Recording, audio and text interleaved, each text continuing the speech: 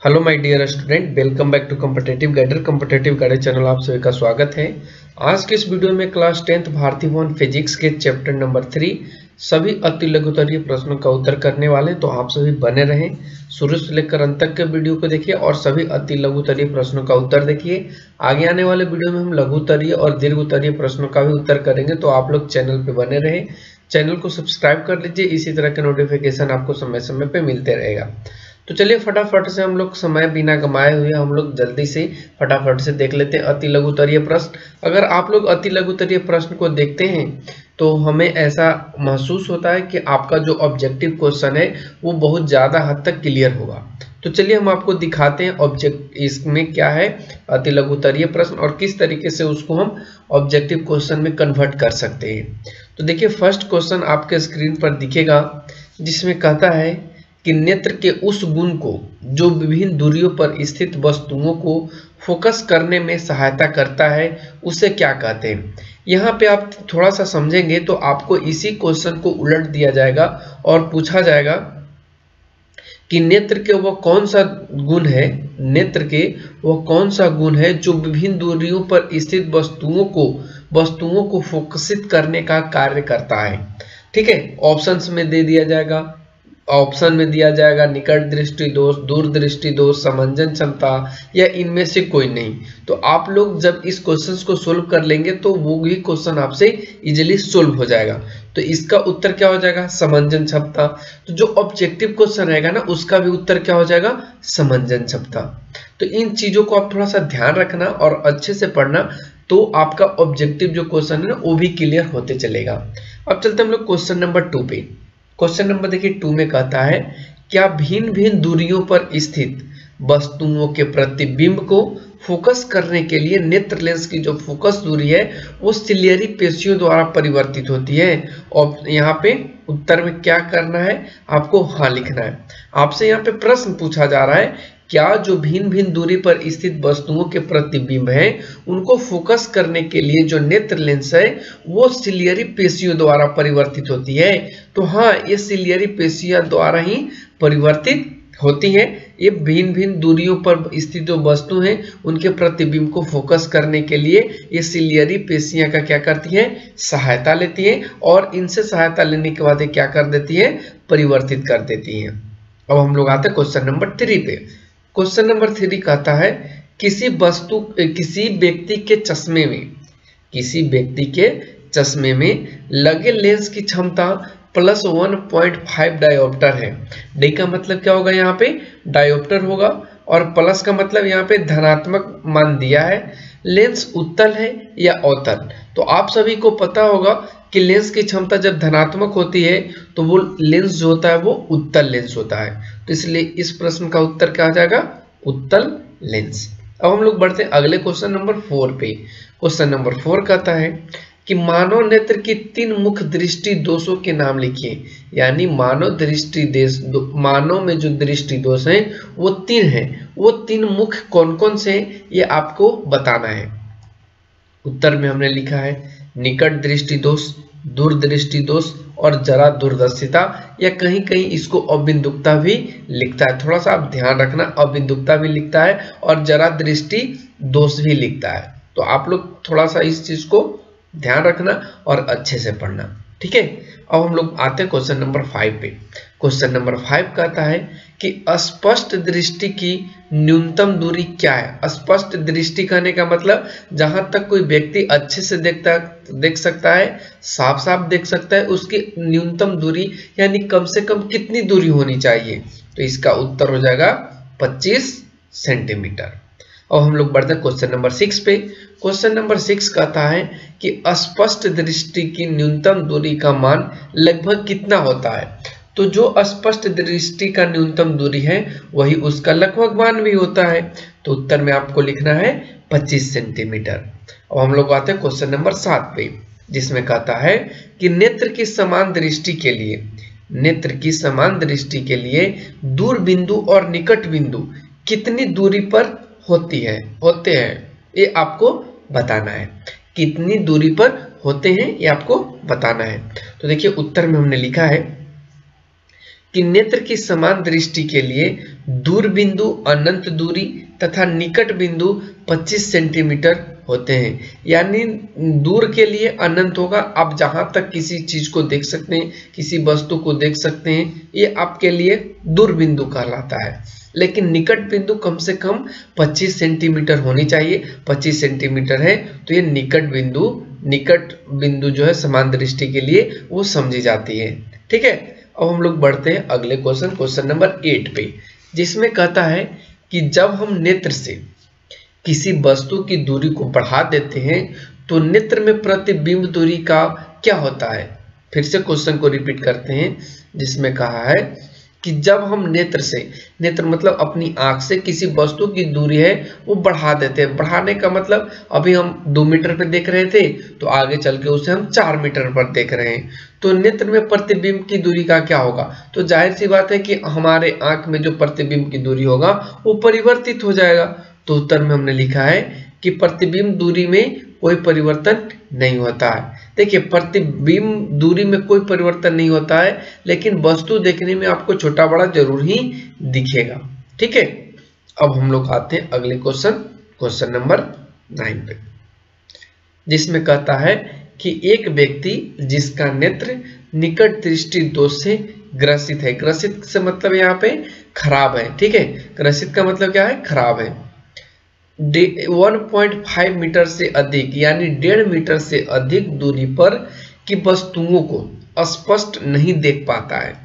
समान दृष्टि प्राप्त करने के लिए उसे किस प्रकार के लेंस की आवश्यकता होती है।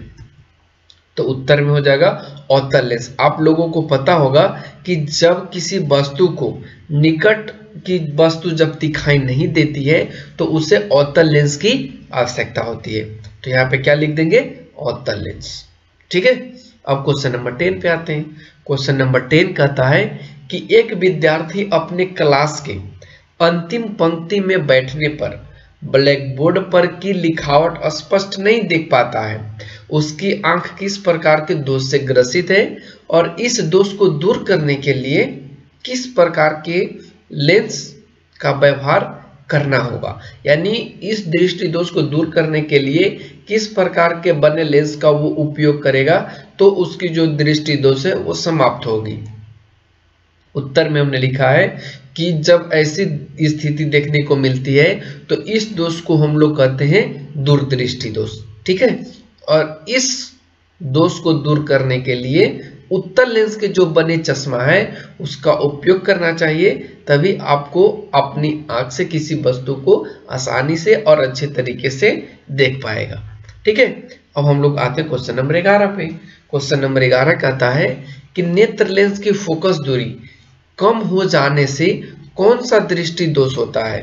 फिर से क्वेश्चन रिपीट करते हैं, जिसमें कहा है कि नेत्र लेंस की फोकस दूरी यानी नेत्र लेंस की जो एफ का मान है वो कम हो जाए तो कौन सा दृष्टि दोष मानव के नेत्र में हो जाता है।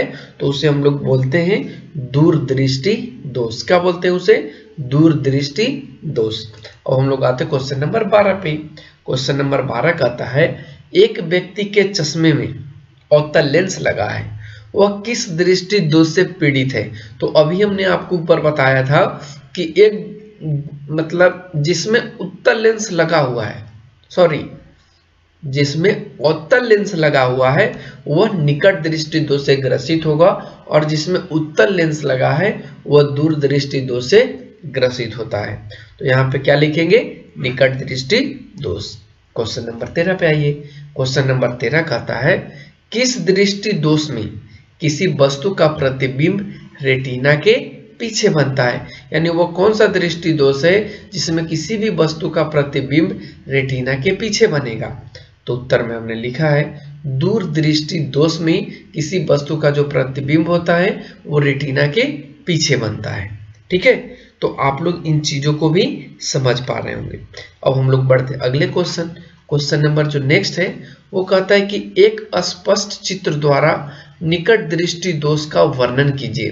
तो देखिए, एक क्वेश्चन अति लघु उत्तरीय प्रश्न में आपसे कभी नहीं पूछा जाएगा, क्योंकि वर्णन करने वाले जो क्वेश्चन होते हैं ये आपको 5 नंबर यानी दीर्घ उत्तरीय प्रश्न में पूछे जाते हैं। तो यहाँ पे हम सिंपल आपको एग्जाम्पल में उत्तर में हमने बताया है, इसको स्वयं प्रयास करें, लेकिन इसके लिए हमने फिगर को यहाँ पे आपके लिए डाला है। चलिए हम इस फिगर के माध्यम से आपको हम समझा देते हैं। देखिए, जब किसी व्यक्ति को जो दूर रखी वस्तु है उससे जब आती किरणें ये यहाँ पे नहीं पड़ती है नेत्रगोलक पे, ये नेत्रगोलक से पहले पड़ जाती है, तो इस कंडीशन में जो स्थिति उत्पन्न होती है उसे हम लोग बोलते हैं निकट दृष्टि दोष। ठीक है, अब यहाँ पे क्या करते हैं कि हम एक लेंस का उपयोग करते हैं।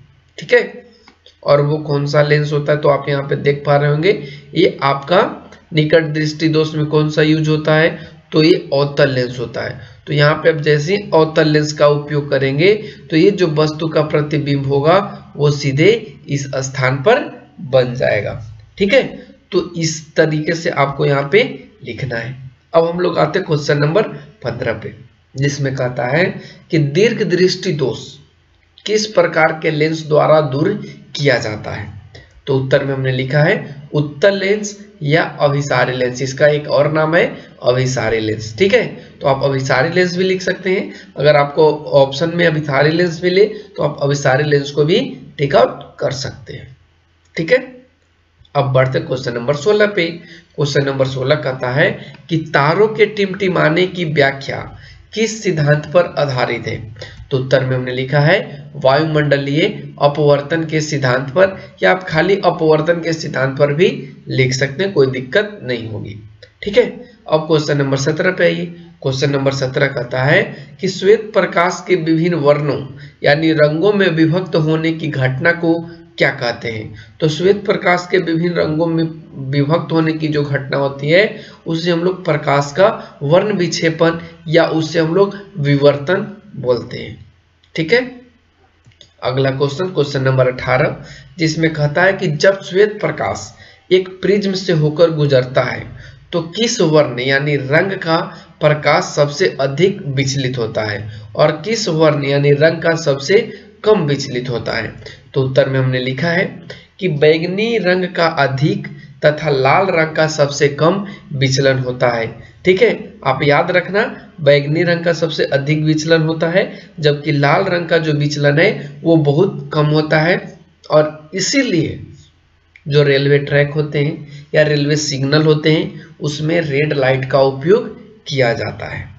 और हम लोग आज के 19वें प्रश्न पर बढ़ते हैं। 19वां क्वेश्चन में कहता है क्या प्रकाश का रंग, जिसे वर्ण भी कहा जाता है, प्रकाश तरंगों के तरंग दैर्ध्य पर निर्भर करता है। तो उत्तर में लिखा है हाँ, क्योंकि प्रकाश के तरंग दैर्ध्य के कारण ही जो वस्तु है जो किसी वस्तु का कलर है, रंग है, वो हम लोगों को दिखाई पड़ता है। यहाँ पे अगर लाल की बात करें तो इसका तरंग दैर्ध्य क्या होता है, बहुत ज्यादा होता है, जिसके कारण हम उसे दूर से ही देख लेते हैं। ठीक है, तो इस तरीके से आपको यहाँ पे लिखना था। आइए 20 नंबर क्वेश्चन को देखते हैं। 20 नंबर क्वेश्चन में कहता है कि प्रकाश के किस रंग या वर्ण के लिए तरंग दैर्ध्य अधिकतम होता है। तो उत्तर में हमने लिखा है कि प्रकाश के लाल रंग के लिए तरंग दैर्ध्य तो क्या होता है, वो अधिकतम होता है। क्यों? क्योंकि इसका विचलन बहुत कम होता है। आज के 21वें प्रश्न पे आते हैं, जिसमें कहता है कि लाल रंग, जिसे वर्ण भी कहा जाता है, दूर से देखने पर भी लाल क्यों दिखाई देता है। तो उत्तर में हमने लिखा कि लाल रंग दूर से देखने पर भी लाल ही दिखाई देता है। ऐसा इसलिए कि लाल रंग का जो तरंग दैर्ध्य है वो सबसे अधिक होता है। ठीक है, आते हैं आज के 22वें प्रश्न पे, जिसमें कहता है क्या कारण है कि आकाश का रंग नीला दिखाई पड़ता है। तो उत्तर में हमने लिखा है प्रकाश के प्रकीर्णन के कारण ही आकाश का जो रंग है वो नीला दिखाई पड़ता है। तो कैसा लगा आज का ये वीडियो, आप लोग कमेंट सेक्शन में कमेंट करके जरूर बताना। Thanks for watching, take care, bye bye.